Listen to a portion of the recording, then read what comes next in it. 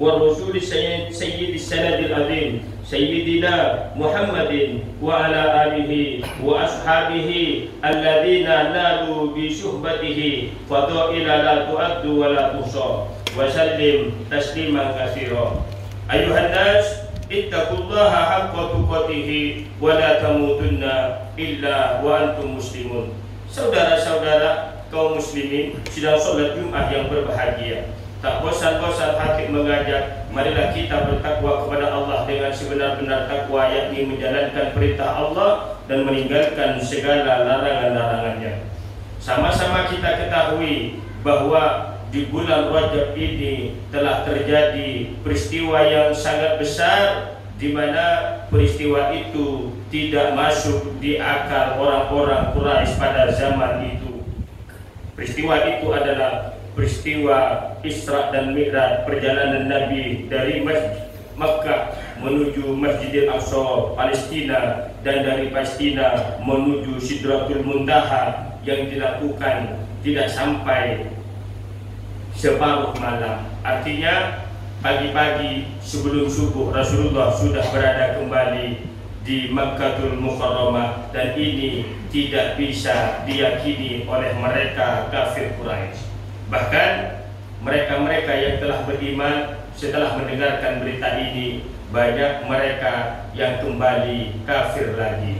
Saudara-saudara kaum muslimin sidang sholat Jumat yang berbahagia, di dalam Isra Mi'raj ini terjadi perintah diwajibkannya sholat 5 waktu, yang pada awalnya sholat itu diperintahkan sebanyak 50 waktu, namun pada akhirnya sholat itu dilaksanakan hanya 5 waktu: duhur, asar, maghrib, isya, dan subuh.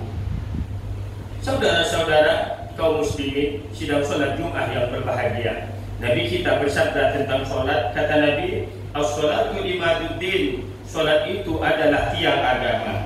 Faman aqomaha faqad aqomaddin, barang siapa yang mendirikan sholat, berarti dia telah menegakkan agamanya. Wa man tarakaha, dan barang siapa yang meninggalkan sholat, faqad hadamaddin, maka dia telah merobohkan agamanya.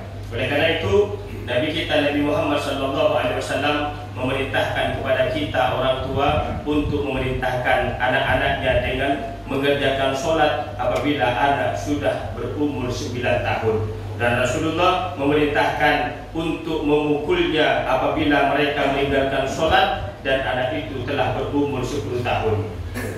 Habib Taha pernah berkata, waktu saya bertanya tentang hal ini, bagaimana hakikatnya memukul anak? Kata beliau, memukul anak dalam hadis ini bukan berarti kita memukul anak dengan hal yang menyakitkan. Kalau dengan kata-kata kita sudah bisa mengajak anak kita sholat, kita tidak perlu marah untuk anak kita. Kalau dengan marah kita sudah bisa memerintahkan anak kita untuk sholat, maka kita juga tidak perlu memukul anak kita untuk melaksanakan sholat. Intinya berbagai macam cara, 1001 cara bisa kita lakukan agar anak kita bisa melaksanakan sholat meskipun tanpa kita pukul. Karena kata pukul di sini bukan berarti kita harus memukulnya dengan kayu, memukul dengan sesuatu yang menyakitkan, bahkan hanya dengan kata-kata. Kalau memang hal itu bisa dituruti, cukuplah dengan kata-kata manis itu untuk mengajak anak-anak kita agar kenal dan bisa melaksanakan sholat. Saudara-saudara kaum muslimin sidang sholat Jumat yang berbahagia, dengan sholat dididik, dilatih sehingga menjadi bagian daripada hidup kita.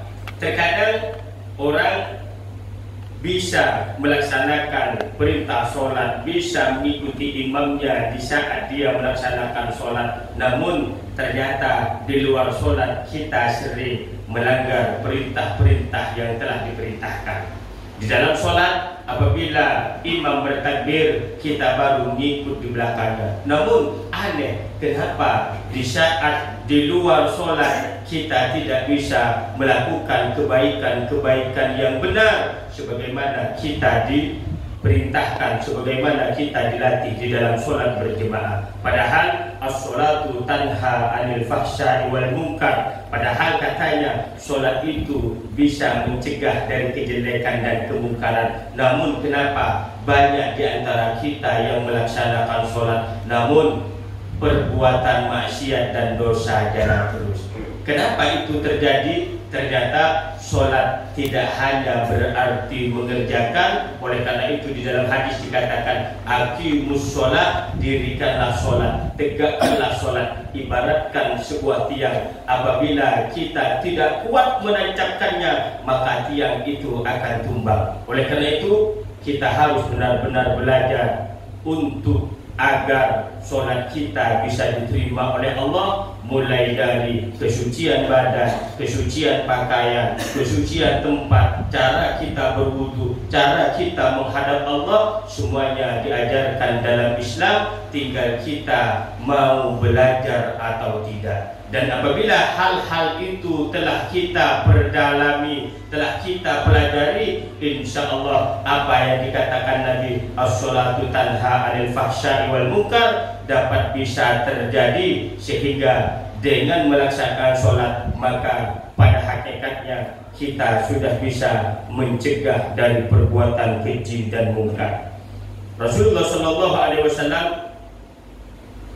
kata Rasul, inna sholati wa nusuki wa mahyaya wa mamati, ibadahku wa mahyaya dan hidupku wa mamati dan matiku lillahi rabbil alamin, adalah untuk Allah Tuhan semesta alam. Apabila keyakinan itu sudah kita tancapkan di dalam hati kita, insya Allah apapun yang kita perbuat akan selaras dengan syariat Islam dan akan mendapatkan ridho Allah Rabbul Alamin. A'udzu billahi minasyaitonir rajim. Bismillahirrahmanirrahim. Ya ayyuhalladzina amanu la tulhikum amwalukum wala auladukum an dzikrillah wa may yaf'al dzalika fa ulaika humul khasirun. Hai orang-orang yang beriman, janganlah harta-harta dan anak-anakmu melalaikan kamu dari mengingat Allah. Barang siapa yang membuat demikian, maka merekalah itu orang-orang yang rugi. Al-Munafiqun ayat 9. Barakallahu li wa lakum fil Qur'anil azim wa nafa'ani wa iyyakum bima fihi minal ayati wa dzikril hakim wa taqabbal minni wa minkum tilawatahu innahu huwas samiul alim. Aqulu qawli hadza wa astaghfirullahal azim li wa lakum wa li sa'iril muslimina wal muslimat wal mu'minina wal mu'minat fastaghfiru innahu huwal ghafurur rahim.